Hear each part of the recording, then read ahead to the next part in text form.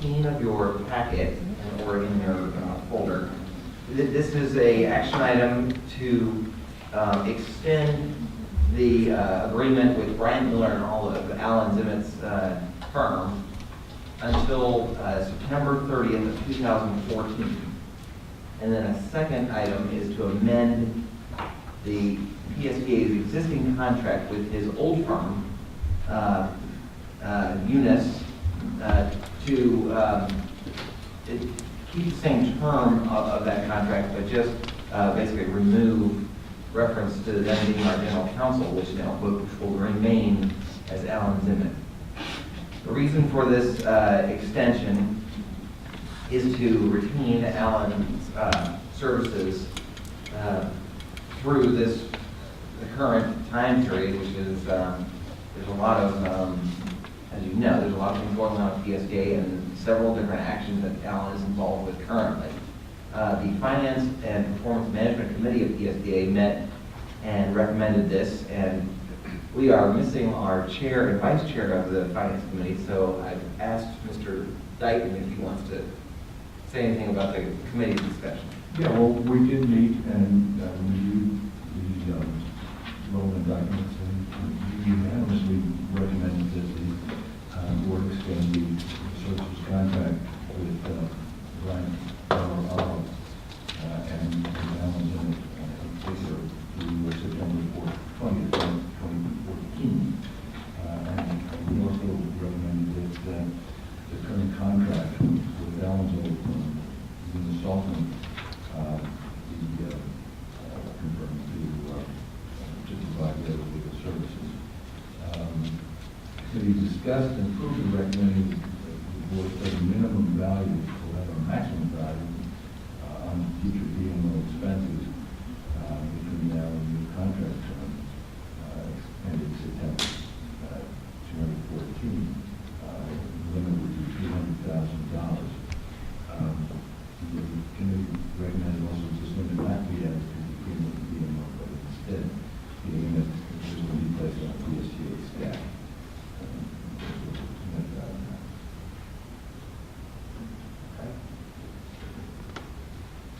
Is there a motion to extend the contract as recommended?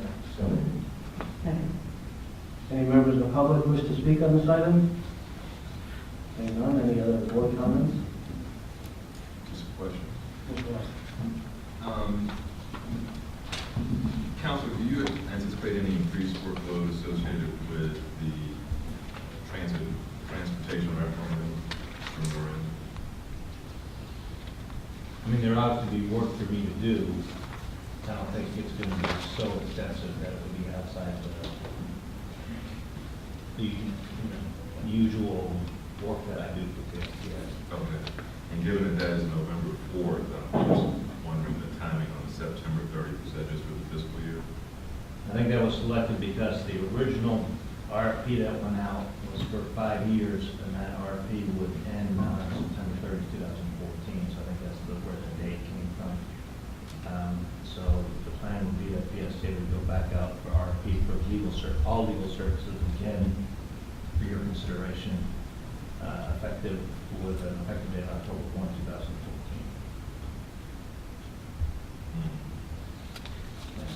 My hope would be that when I respond to that RFP, you can continue with me. Okay. But I know where you're going, but that's why that date was selected, because that's the original. Is there any reason we couldn't make that 6 months later? Like March 31st? Get past the referendum and not have this RFP process in the middle of that? There's no legal reason that the board could not do that. Does that make sense to anyone else? Or? yeah. Well, I would do we have a motion. So to the maker of the motion, just add, offer that as a friendly. I would second that friendly amendment. Amend my motion to extend the contract another 6 months so that we could include the Motion's been amended. Any further discussion? Seeing none, all those in favor? Aye. Any opposed? Motion carries. Thank you. You next, Pinellas Park Mid-County Terminal easement. John? Yes, good morning. Nice to see that you all arrived here safely on a sultry day. Since we last met to talk about the shops at Park Place, we've been working diligently on a couple of things. We managed to get FTA approval for categorical exclusion, which is just a technicality, but in the event we use any federal funding, we wanted to make sure that we had permission to use their dollars without having to go through any major environmental review. Also, we've been working on the design, so we're about 90% complete on the design.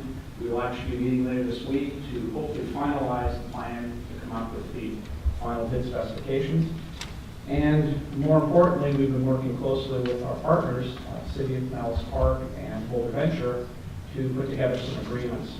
So those agreements are critical. In the case of Pinellas Park, they're providing us, as you may or may not know, $100,000 in funding towards the project. And with Boulder Venture, of course, it's necessary to get their permission for an easement to be on their site, to allow us to make improvements such as the customer service center, parking spaces, 20-year lease, and various items. So we thank Alan for working closely with both those partners to come up with a proposal. Our big ask today is to let our fine young CEO, Mr. Brad Miller, enter into those agreements for a couple of reasons. One, of course, we want to take advantage of good construction prices and get this out to the private sector as soon as possible. And two, obviously, we want to stay or remain on schedule as we've committed to construction completion of late summer or fall. So with that, we just wanted to ask for your approval. We did take this to the finance committee last week. And so if any of those members would like to add any comments, they certainly approved us to move forward, but just in the event that there's any other issues you want to raise. Alan, you have something to add? I just want to let the board know that with regard to the agreement with Pinellas Park has been finalized, they have signed off, the staff has, and I believe they're taking to the council yet. The agreement with Boulder Venture is still getting finalized.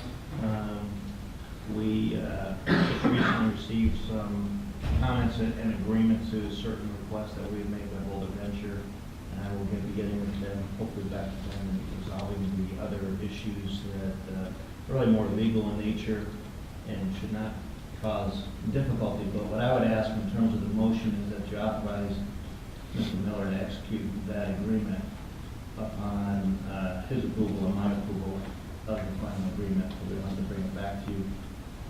The main changes that John mentioned or referred to in that agreement from the one that was attached to the board report is that they have now agreed to a 20-year term for the easement agreement. They originally had wanted they wanted to retain the ability to terminate the agreement at any time if they decided to redevelop the site, which we obviously $100,000 into the facility had some concern about their ability to terminate at any time during the 20-year term. They've now agreed to forego that, but that'll be a change from what the draft agreement that was attached to the agreement. Other than that, they've asked us to move the parking spaces that were originally proposed on our site plan. So we just have a few more issues to work out, so you don't have a finalized agreement. I think the best way to handle this one would be to authorize Mr. Miller to execute the agreement upon our approval. Is there a motion for that? Authority to give Mr. Miller the ability to sign. Is there any members of the public who wish to speak on this item? Any questions or comments from the board? I'd just like to recognize Assistant City Manager Tom Shevlin from Pinellas Park. Thanks for the $100,000. Thank you. Commissioner, could you add also the authorization here to execute the interlocal agreement with Pinellas Park? I don't know if you, I'm not sure if you know that, but you know. Sounds great. Any other comments? Just want to echo our fine young CEO. Did we add that to your title now? Fine young. And just thank Pinellas Park for their collaboration on this. Really appreciate it. Okay. All those in favor? Aye. Any opposed? Okay, good job. Next, our information items, LRPP Financial Public Engagement.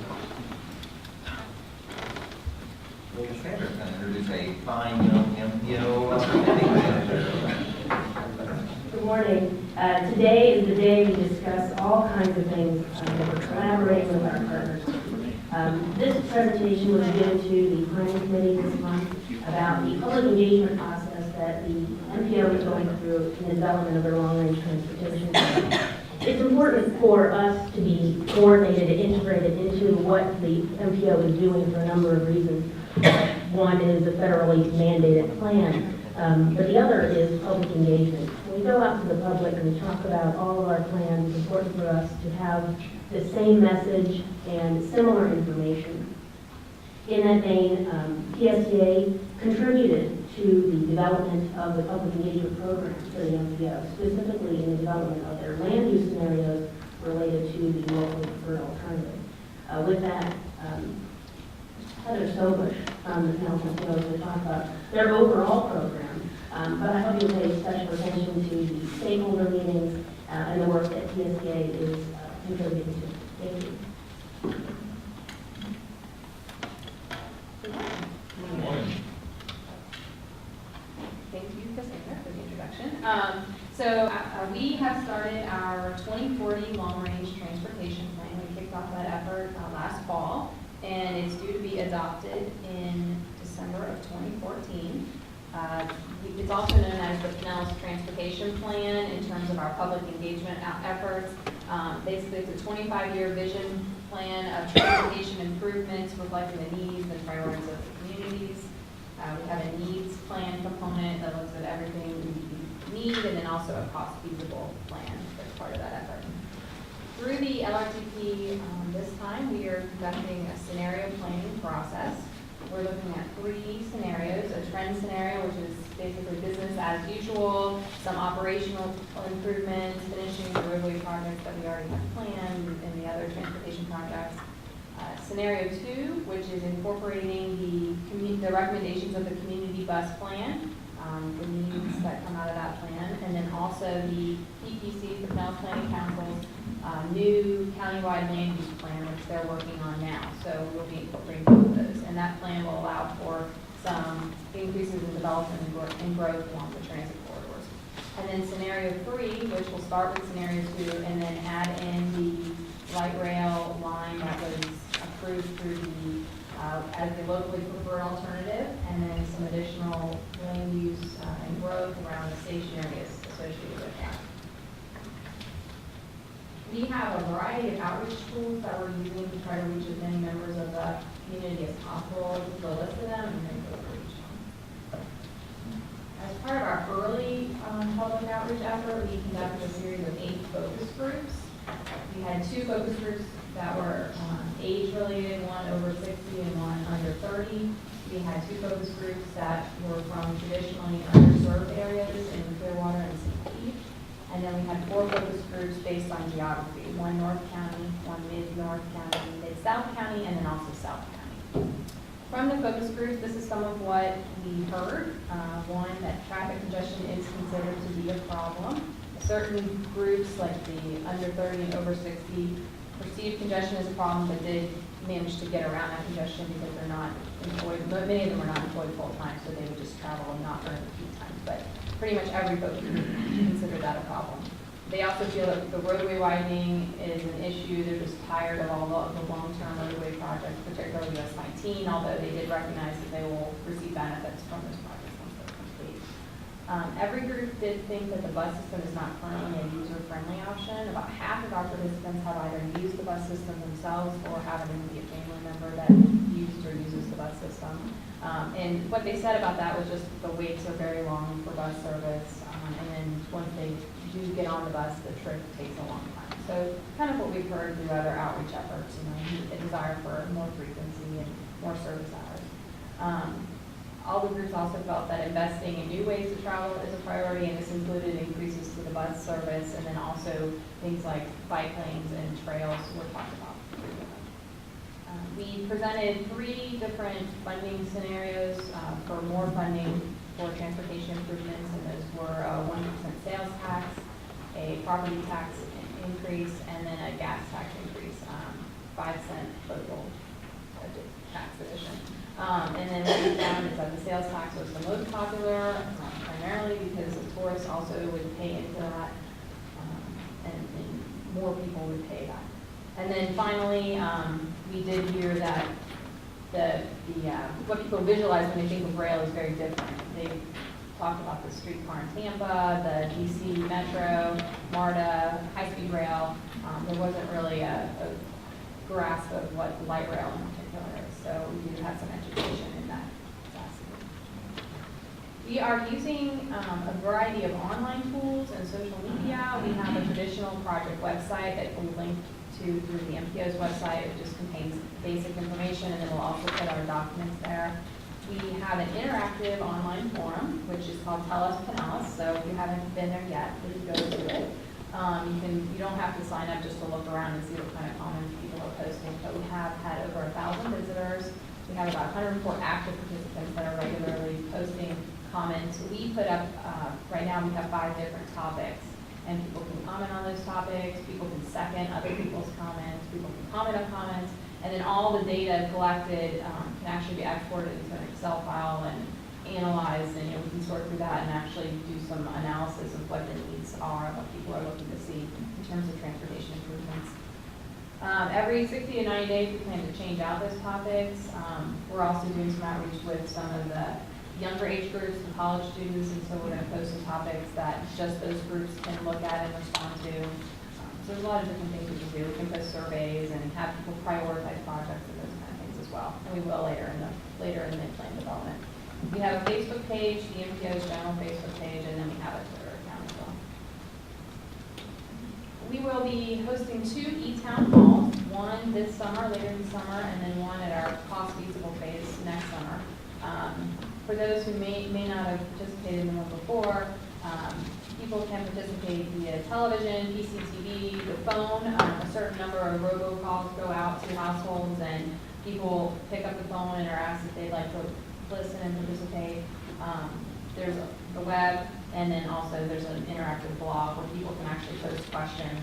And then during the e-town hall, the panelists, and here's some here from one of the e-town halls for the alternative analysis, are given some of those questions during the e-town hall to answer. And during the alternatives analysis, the average participation was over 6,000 for e-town hall. And then some of what Cassandra was talking about with our partnership with PSTA, we're working extensively with PSTA to do some business and development community outreach. We heard from the ACBT and the MPO board, and I believe this board as well, that some additional community outreach about the locally preferred alternative and about the station areas and the land use that could be expected there was desired. So we heard that, and we are doing an extensive effort in that area. We're coordinating not only with PSTA, but the local jurisdictions along the light rail line. And so far, we've met with over 90 business owners, developers, and major landowners and community leaders in either large group meetings or one-on-one meetings to talk about what we've done so far in our planning efforts, the land use, and then to get their input on the station areas and the multimodal infrastructure. Some of what we've heard through those meetings is that there is definitely a perception that there's a lack of mobility options, and that the result of this is added traffic congestion and then also parking issues. There's general support of the locally preferred alternative, which is positive, and also of the preliminary stationary planning efforts. There's also strong interest in near-term and long-term improvements to the bus system, hours of service and frequency, and then interest in a regional transit connection to Tampa as well. Up next, we'll be hosting a series of 7 charrettes. These are design charrettes with 25 participants each that'll be divided, and each group will work with an urban design artist. There'll be a visualization effort to get them to try to let the artist know what they think the station area should look and feel like, what their values are. And then the artist will design sketches, and then after the charrettes, some studio renderings will be developed, and those will be utilized in broader community outreach efforts. So when we go out to the community following this effort, we will have all these designs to show people what it could actually look like in their neighborhood, not, an example from Charlotte or Phoenix or somewhere else. And then last but not least, we participate in community events. We've already been to a few at Heritage Village and some college health fairs. We will have a speakers bureau to speak to community and civic groups and homeowners associations, and have fact sheets and surveys and the like also. So that's the end of this presentation. In terms of working with PSTA, we do plan to share all the input we receive related to bus or to transit accessibility issues with PSTA. And we know that, PSTA's community bus plan, obviously that'll be integrated into our plan as well. So we have that continuous feedback between the agencies. Any questions? Any questions, Heather? Couple. On a previous slide, I think you used the word substantial, it might have been another word, substantial support for the LPA. How are you defining that? Do you have a percentage? Well, we've been asking in every meeting, in the large group meetings and the one-on-ones, do you support what we've done so far, the efforts we've done so far? Would you like to see something like this in our community? And just noting how many people say yes versus no. I know in some of the large group meetings I've attended, it was half to 2/3 support. In most of them were more like 2/3 or majority, but and in the one-on-ones so far, they've all been supportive. Are they clear on the funding aspects, or is it just would you like to see this improved in transit? We discussed the funding, the potential for the sales tax. I'd say some of them, just wanted to know more about how we were going to get the community to support that. Nobody said we're against having a sales tax or anything of that nature. Some were definitely supportive of that, others just wanted to learn more and know more. But you're definitely seeing support for tourists and kind of a shared contribution countywide. I would say that Heather's being gentle. The PSTA staff is there to answer any questions that people have about the bus plan Okay. or about the referendum and the decisions that have been made by this board or by the county commission. So we are answering those questions directly and clearly whenever we get them. After the meeting, most people will stay around and talk to some of the presenters. I have it in any given meeting that I've been to, at least 5 people wait to talk to me after the meeting, give me their business cards. That's turned into presentations for the bus plan, more questions about the referendum and what's happening. I think people are genuinely interested. I would say most of the people who are at the meetings would say that they are leaning towards supporting, and then when they leave the meeting, they get their questions answered. They are more actively supporting. Yeah, I just wanted to kind of give the board a little bit of context to this. As we prepare for a total package to present to the county later this year and then ultimately to the voters in 2014, obviously one of the most important components is the land use piece, is how land use might change around the proposed rail system. And it was 6 months ago or longer that the PSTA board voted to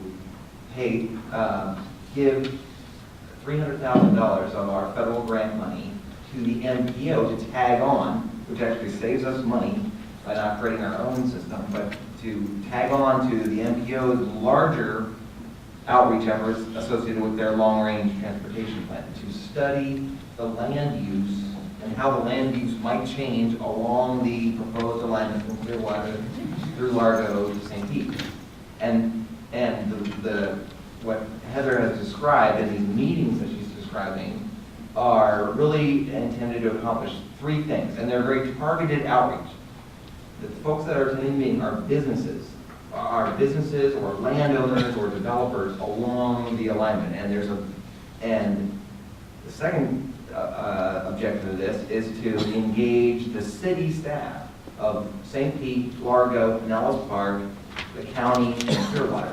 And they have been incredibly engaged, all the staffs, and they're the ones who come up with the list. They have looked at the land use maps and who owns the properties and get these people out to these meetings that staff has been attended. These have been happening for a couple months. They're well attended. There was a big meeting down in St. Pete this last Friday, but they're all along the alignment. We've had big meetings in Largo and in Pinellas Park and Clearwater. The next step in this, again, the goal is to engage the business community, which has been engaged all along, but not to this level.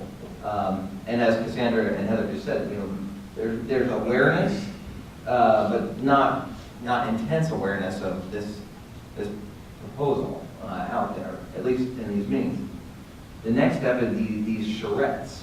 And again, it's not PSPA or the MPO, it's really the city staff, the planning folks in the different cities that are identifying 25 business owners mainly or participants in these charrettes. The ultimate goal is that there are 16 proposed stations along the line, and that there will be either a really nice charrette-driven land use plan for each station, or a very nice, more plannery kind of presentation of land use options. These charrettes are being done by a professional consultant, and we have a limited budget for those. So the charrettes are all half-day events and are very structured, and then we're going to do those for 8. And then the other 8 are going to have a different kind of planning process. But at the end of this, there will be renderings and visual information about how this type of transportation investment might change the development patterns along the alignment. That's not the only component, but it's a very big component to what we need to present as part of our package. And so it's going very, very well, I think. I mean, we're getting good reception, or people are interested, especially since the county took the action they did, that this is becoming more real to them. They come to the meetings and they want to know about it. I have a question. Heather, I know the planning council redoing the countywide plan. How are they meshing in and being involved with this process? Well, they now actually, at least in terms of the ACPT, for example, now the Pinellas Planning Council is represented on that, and their staff is also participating with us as we do the planning efforts. We do meet with the Pinellas Planning Council and I know they've got PSCA as well, to make sure that we are all kind of in sync with our efforts. And then there's a group of land use planners, the Transportation and Land Use Task Force or something, I don't know, that meets about monthly to talk about the development of the plan, and planners from around Pinellas County. So we're kind of at all levels working with them. Any other question? This one exercise is focused on the alternative analysis of the rail line.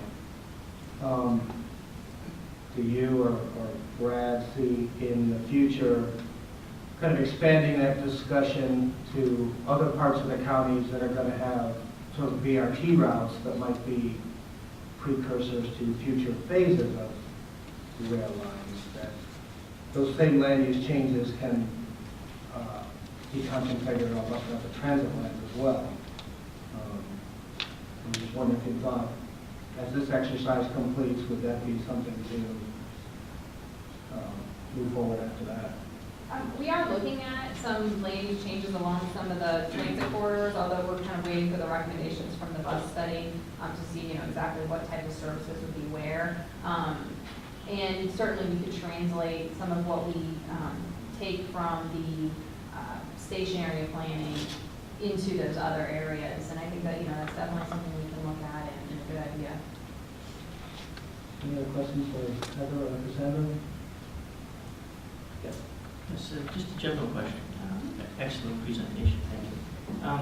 What steps are taken to ensure in these charrettes that you have a pretty broad base, that you just don't get 25 people that are really focused and really like it, so that what gets developed out of it may not represent everything?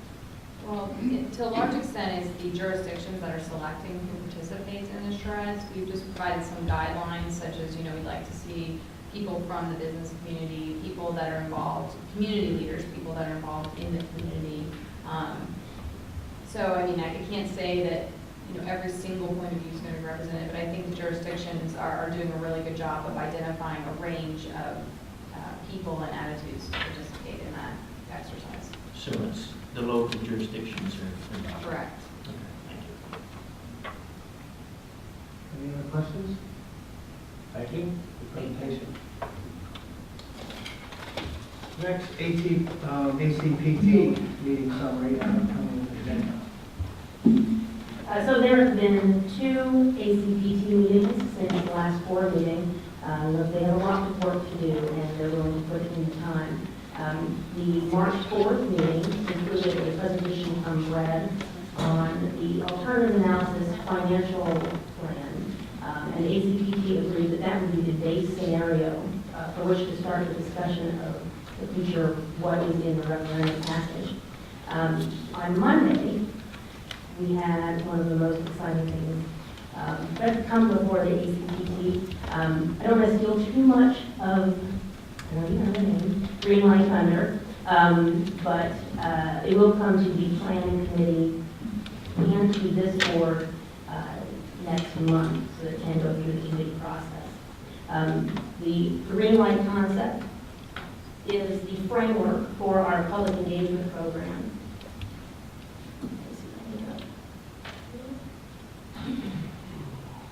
And it is designed to be transparent and inclusive, but most importantly, a conversation with the business community, with governments, and with civic community. So we get a broad range of interests and a collective idea of what's supposed to happen. When Tucker Hall presented this to the ACPT, it was very well received, and we look forward to having Tucker Hall come and give you that presentation next month, first to the planning committee, as I mentioned, and then to this board. But as we start to build what is included in terms of the tactical elements, like the website, apps, and other things, we're going to think about what those items need to be in the strategic plan moving us forward. But at this point, we're just looking at the concept of Green Light, how that process works, and how this is going to be a community conversation that we can all participate in. I have my button as Commissioner Latell has to put my shirt on. Yeah, as it said, the Green Light presentation was made 2 days ago. And there was broad support and acceptance by the ACPT, but I just want to assure all those who don't necessarily are wearing the pin or t-shirt right away that this is still sort of brand new. The website is not up and running yet, and it's coming to the PSTA board, coming to the planning committee in 3 weeks, and to the PSTA board on the 24th. I mean, we're going to go ahead and keep working with Tucker Hall to get the website ready to go and all of their social media stuff. But again, if any of you have questions, I know most of you have not seen this yet, or in all the story, but you're hearing about it. So just please stay tuned. Excited. Very. Councilman The green light, that's not to be confused with the red light. No, it is. It's lights, sorry, just keep track. Commissioner Long. Well, I just can't help myself. I have to say, I'm so disappointed that we're not seeing it today, because I was so looking forward to it, having read about it in the paper. And it's just amazing how many people are talking about it already, because everywhere I'm going, people are asking me about it, and I don't know anything to say, so it's annoying, just so you know. I agree. It's timing. I mean, we were talking about that yesterday, Yes. or Monday, when we saw it, that we all thought it was going to come to the PSTA board today too, but it's just a timing thing. And I think it is a good program. I think it really covers what we're trying to accomplish, being very inclusive of all the interested parties and all the geographies and all the technologies.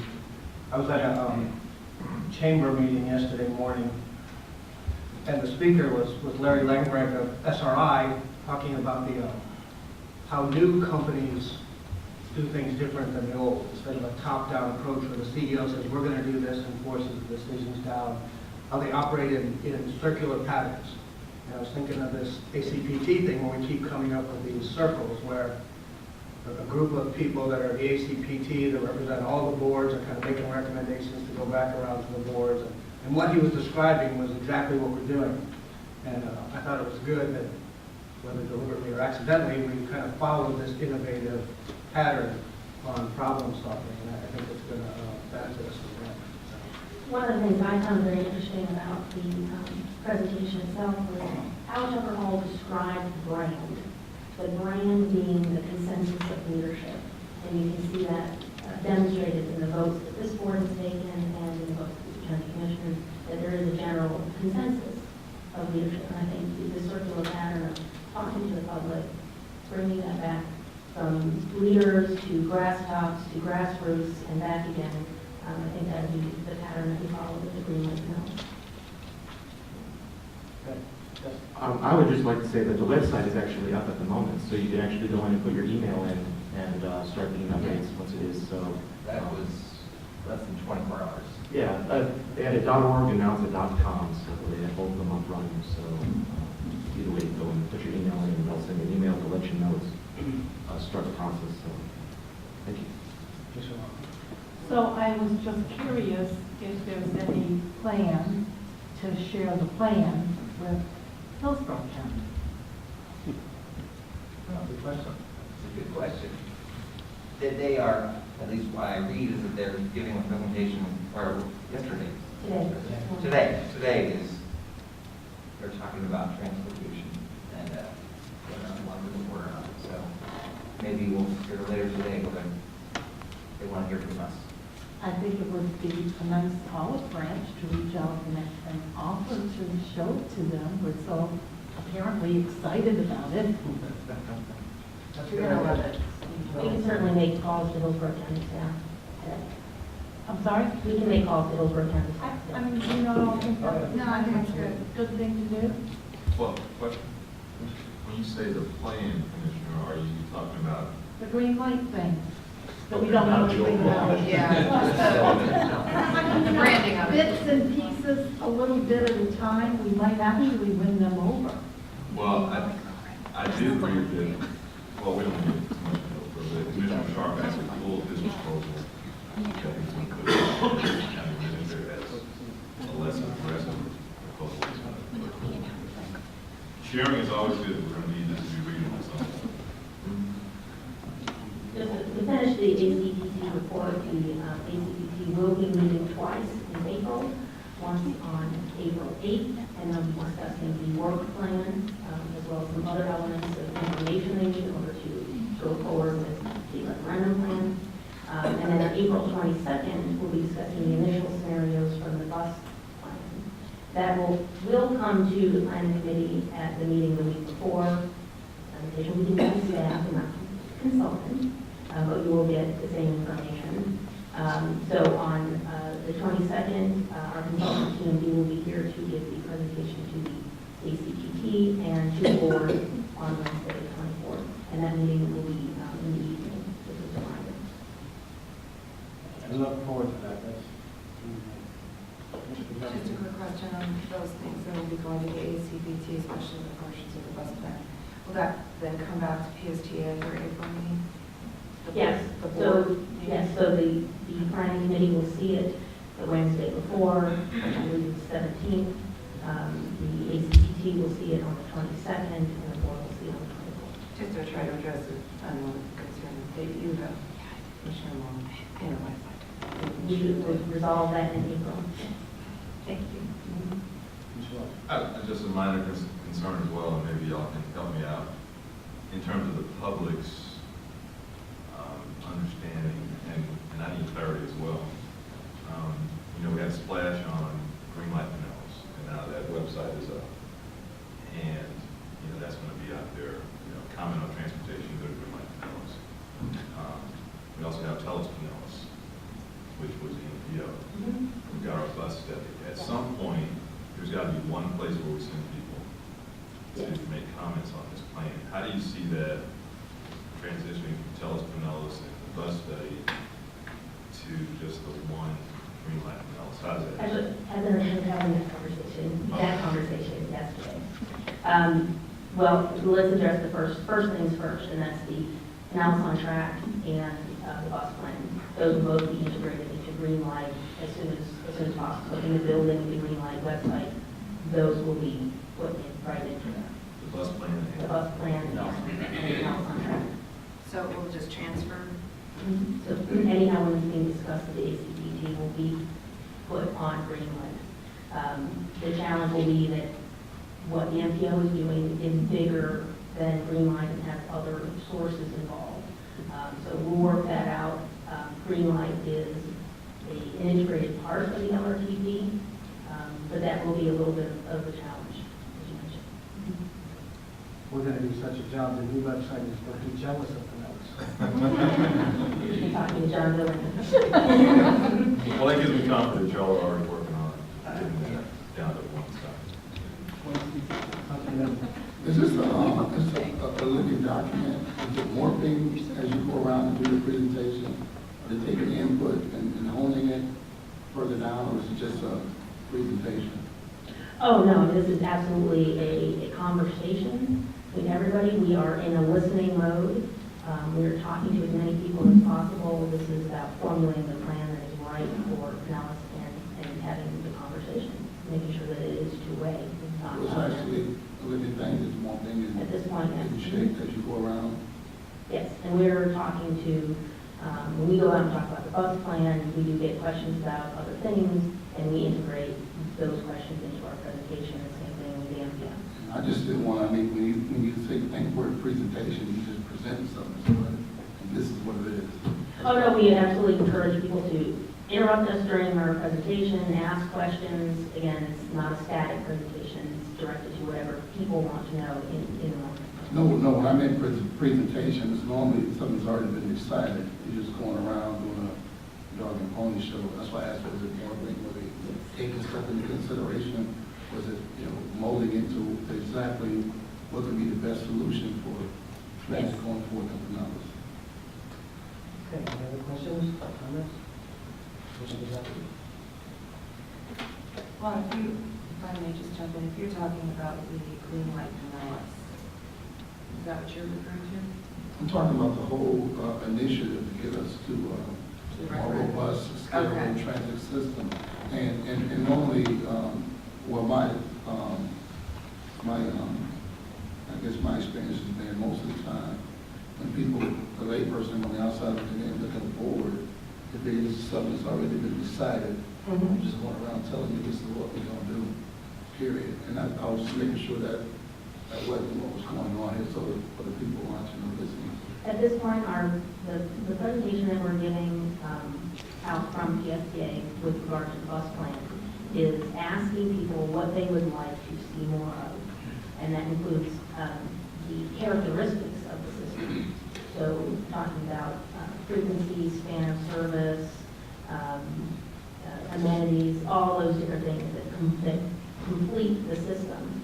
We're taking that information in and creating these 3 scenarios that you'll see next month. And then we'll take those back out again and say, what do you think of these?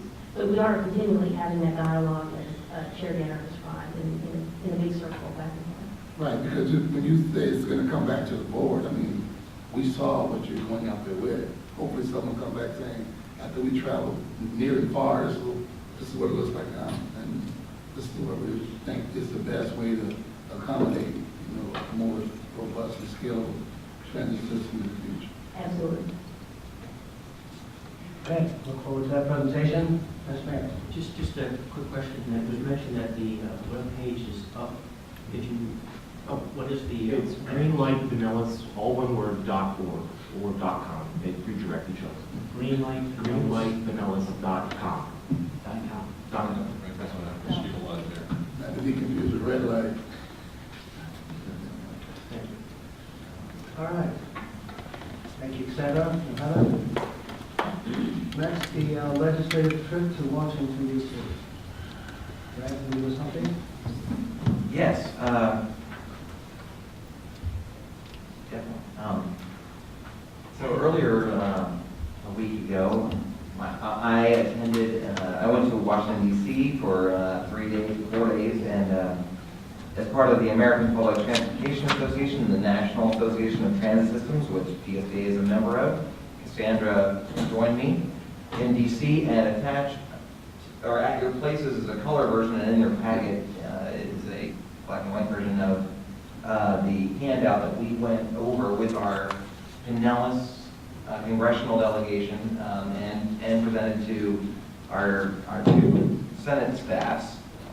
We met with the staffs of Congressman Villarakas, Young, Castor, as well as we joined with the other Floridians, the other members of the Floridian Public Transit Association, Florida Public Transit Association, in meeting with Senator Rubio, and then our flight took off to come back home before the Nelson one was. But we also met with our folks at Federal Transit Administration, the FTA folks, pointed out that we hope to receive a lot of money from them in the future, and they said, well, thanks very much, but we were on sequester, so we got everybody on furlough. But they were very, very positive about our system. We presented our plan to them. You can see in the middle of the handout the 3 priorities that we talked to them about, and these were reviewed by the legislative committee of PSTA. But these are 3 things that are going on at the federal government right now as far as funding goes. Number 1, of course, is to remind them how much we rely on formula funding from the federal government.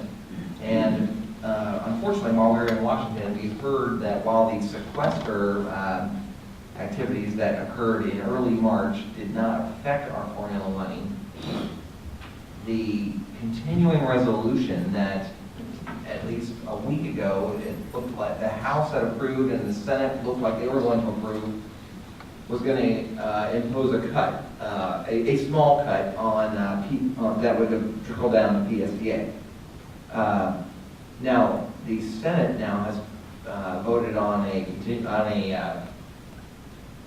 continuing resolution. This is the budget of the federal government that maintains funding.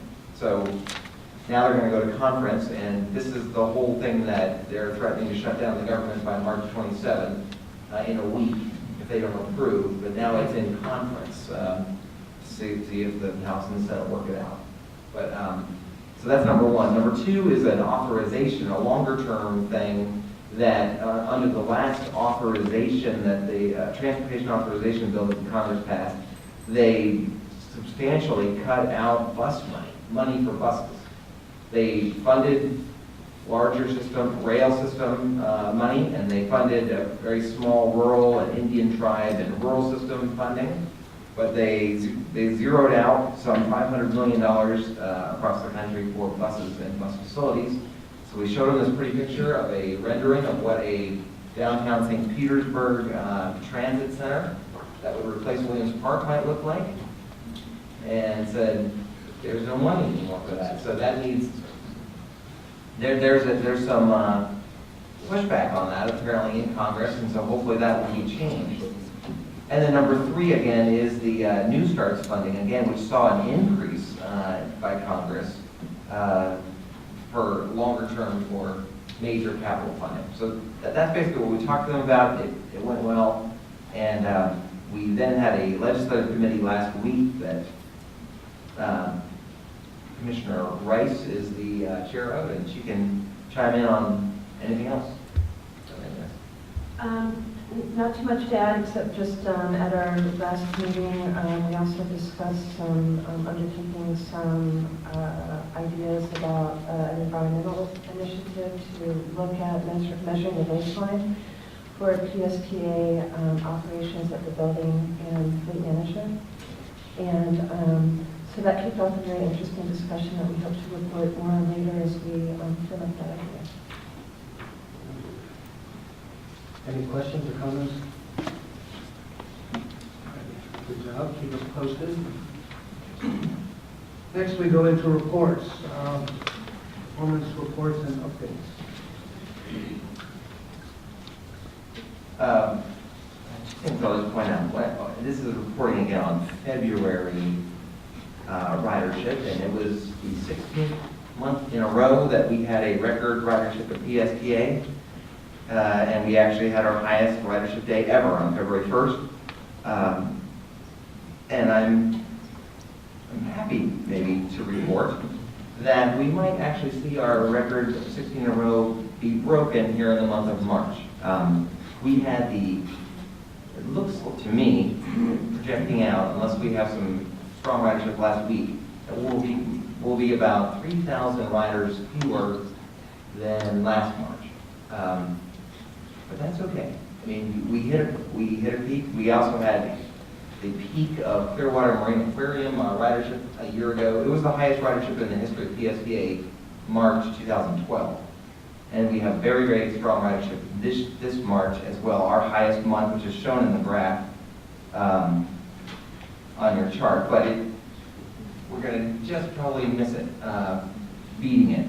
But you kind of get to a point where we only have limited number of buses and transit service around the county. We are affected by gas prices to some extent, although when people start riding us, then the gas prices go down, they stay riding us, most of them stay riding, and that fuels our ridership, but it is sort of what it is. I also wanted to point out, it's reported every month, and although certainly want to acknowledge all of the outreach efforts at the MPO, and we hope to achieve with all of our planning, but the base PSTA website data is shown in your packet on page 31. The Teles Pinellas website has gotten 1,800 hits so far in several months, and PSTA gets 4,000 hits a day. People wanting to figure out where to ride the bus. And that's the regular website, for less techie people. If you go to the ridepska.net, that's our real-time thing, where you're actually on your phone at the bus stop. We're now up to 5,000 texts a day, and then even that website, it is very, let's see, where is it here? 27,000 times in the month of February. I mean, it's just an order of magnitude. People are really using these new technology and the electronic technology that we're putting on buses. Great. Yeah. Any comments, questions? Bishop Wadowski. I just had a couple of questions. We've been so wrapped up in all these other things, I forget to ask some of these things. How is our new North County Connector service doing? Like, I don't see it broken out on the monthly report, unless I'm missing it. Well, we're preparing for an awesome presentation of course you are. green light, fanfare on the North County Connection to the PSTA Planning Committee in the month of April, and we already have put it together. But ridership is doing very well on the services up in North County, and there's more to come on that. But So you'll let us know. And can we, I was going to ask the same thing about the North Coastal Route on the trolley, because it's coming up to our next quarterly report that various participants in that should be getting, and just reminding them of that, and that would be, it would be nice to have something presented. And it would be great if this monthly report that we get on the statistics, if it could break out the two North County things, because I think they are, because they're not broken out per se. The trolley is on there, but it's not broken out between the North Coastal and, unless I'm missing it. well, no, I don't think any of the routes are. At the operating statistics. Yeah. Well, and the reason I think it's important is because we all know that, North County doesn't have the same service as Mid and South County. And so I think it's important to keep a special eye on that, so that it gives us an idea of, yeah, there's opportunities for additional service, or no, it's not working, or whatever the results tell us. I just think it's an important breakout that we should be looking at, especially now working on the expanded transit. So I would just respectfully request that those two things, given the fact that they're newer services, we broke out so we could monitor it and see how it's doing. We did at the planning committee, we did have a good, robust discussion Yes, about the the one I trolley missed. trolley services. Yes. And how we're planning for those in the FY14 budget, but unfortunately you were not there to hear that, but we'll see what we can do. Okay. Next item is the community bus plan engagement. Well done. It's in your packet again. And as she said, we're going to morph these bus planning engagement efforts have already morphed into talking about all the actions of PSTA. This is one major component, but the audiences that we're speaking to want to hear about everything, and we are presenting everything. But again, you can see what the upcoming events are, and I talked to several of you individually, but if you have other ideas on people we should try to get out and see, we should know. Okay. Future meeting subjects. It's getting into the budget planning season of Florida Public Services, and so the planning committee over the next several months is going to be hearing FY 2014 budget presentations, and that will all be gearing up to your PSTA June meeting, which we will present to you for the first time a draft budget to start looking at. And then, as you know, that goes into July and August, and then the required dates to advertise the levy and move forward with public hearings in September. But so that's coming up. And then just as a reminder, again, your next meeting, April 24th, it's Wednesday, April 24th, is at 6 o'clock p.m.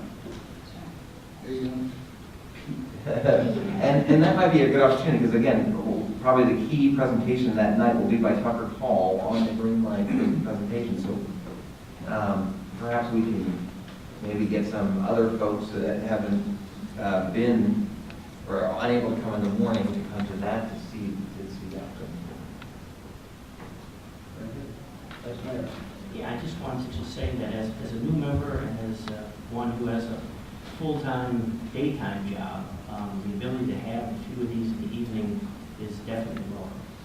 I don't know what other people might feel. I know some of this is a full-time job and some are retired and such, but from my point of view, being able to have some of those is very happy. I'm very happy for that, and I also think it will allow for more public participation for other people, of course, that are in the same situation. So I'm looking forward to the evening.